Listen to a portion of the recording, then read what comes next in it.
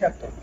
আজ আমরা সারাদিন কুষ্টে 1 এবং 2 আসনে ছিলাম, সেখানে যারা রয়েছেন সংসদ সদস্য প্রার্থী তাদের সঙ্গে কথা বলেছি। এখন আমাদের সঙ্গে যুক্ত আছেন কুষ্টিয়া জেলার জামাতের নায়েবে আমির আব্দুল গফুর। স্বাগতম আমাদের ডিবিসি আমরা একটু জানতে চাই, এবার আপনাদের এই আসনে আমরা ঘুরে দেখেছি এখানে বিএনপির একাধিক প্রার্থী রয়েছেন, পাশাপাশি আপনি জামাত থেকে মনে হয় একাই প্রার্থী হচ্ছেন। এইটা আপনাদের জন্য একটু বাড়তি সুযোগ দিচ্ছে কিনা? বিসমিল্লাহির রহমানির রহিম। ধন্যবাদ ডিবিসি নিউজকে এবং আজকের এই অনুষ্ঠানে কাছের এবং দূরের দর্শক ও শ্রোতা মণ্ডলী ভাই বোনেরা, আসসালামু আলাইকুম রহমতুল্লাহ। আপনি ঠিকই বলেছেন, আমরা বাংলাদেশ জামাত ইসলামীর কুষ্টিয়া 73-2 আসনে আমাকেই মনোনয়ন দিয়েছে এবং জামাত ইসলামীর একাধিক প্রার্থী হওয়ার কোনো সুযোগ নেই। বিএনপির এখানে একাধিক প্রার্থী আছে, এটাকে বাড়তি সুযোগ আমি মনে করি না।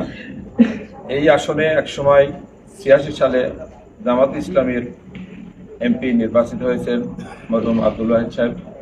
সেই সূত্রে এই জনপদটা জামাতের জন্য একটি শক্ত ঘাঁটি হিসাবে আমরা মনে করি এবং এবারে বিগত দিনের জুলুম অত্যাচার নির্যাতনের ফলে এদেশের সাধারণ মানুষ প্রত্যন্ত অঞ্চলে প্রতিদিন আমি সফর করি এবং ভাই বোনদের কাছে আমি যাই, তারা এক বাক্যে আমাকে বলেছেন যে আমরা ভোট দেওয়ার জন্য উন্মুখ হয়ে আছি, আপনার ভোট চাওয়ার দরকার নাই, আমরা ভোট দেবো, তবে ভোটটা যাতে যথাযথভাবে নিতে পারেন সেই ব্যবস্থা করবেন।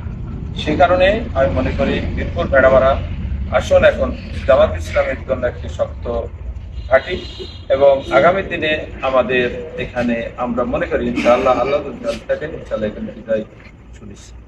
নারীদের অনেক ভোটার রয়েছে এই আসনে, পাশাপাশি আপনাদের একটা উপগ্রহ রয়েছে যে নারী জামাত ক্ষমতা এলে নারীরা ক্ষমতায়ন তাদের বাইরে বের হতে দেওয়া হয় না, পাশাপাশি তারা অনেকটা ক্ষমতায়নের বাইরে থাকে। আসলে সেই বিষয়টা আপনারা কিভাবে দেখছেন এবং নারীদের উন্নয়নে আপনারা কতটা কাজ করবেন? ধন্যবাদ।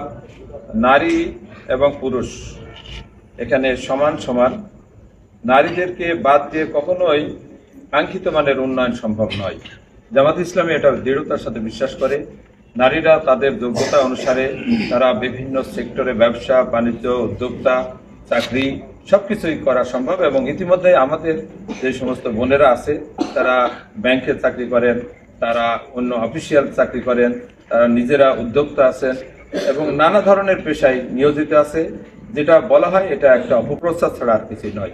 নারীদের পূর্ণ স্বাধীনতা থাকবে, তাদের যে নাগরিক হিসাবে মৌলিক অধিকারগুলো